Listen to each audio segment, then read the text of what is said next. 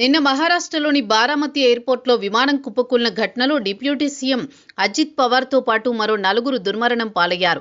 ఈ నేపథ్యంలో దేశంలో విమానాల భద్రత మరోసారి చర్చనీయాంశమైంది.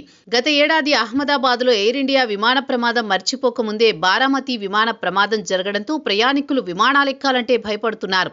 ఈ నేపథ్యంలో కేంద్రంలో విమానయాన మంత్రిగా ఉన్న రామ్మోహన్ నాయుడు పాత్రపై విమర్శలు వస్తున్నాయి. అజిత్ పవార్ విమాన ఘటన తర్వాత పౌర విమానయాన శాఖ ఇప్పటి వరకు భవిష్యత్తులో విమానాల భద్రతపై ఎలాంటి చర్యలు ప్రకటించలేదు.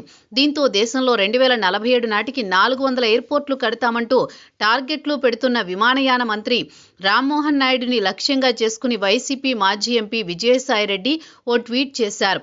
దేశంలో విమానాల రద్దీ పెరుగుతున్న నేపథ్యంలో భద్రతను కూడా చూసుకోవాలిగా అనే అర్థమొచ్చేలా సాయిరెడ్డి ట్వీట్ చేశారు. భారతదేశ దేశీయ విమాన ట్రాఫిక్ ఏటా 10 నుంచి 12% పెరుగుతోంది.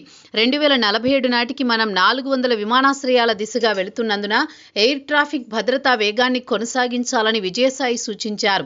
డీజీసీఏని ఆధునికీకరించాలని, ఏటీసీ సిబ్బంది సాంకేతికతను బలోపేతం చేయాలని కేంద్ర మంత్రి రామ్మోహన్ నాయుడిని కోరారు. అలాగే నిర్వహణ లోపాలు వంటి ప్రమాదాలను తగ్గించాలని కూడా కోరారు. ఇటీవలి సంఘటనల తర్వాత ప్రయాణికుల నమ్మకం సన్నగిల్లుతోందని ఆయన మంత్రి దృష్టికి తెచ్చారు. కాబట్టి ఈ వ్యవహారంలో వ్యక్తిగతంగా జోక్యం చేసుకోవాలని కోరారు.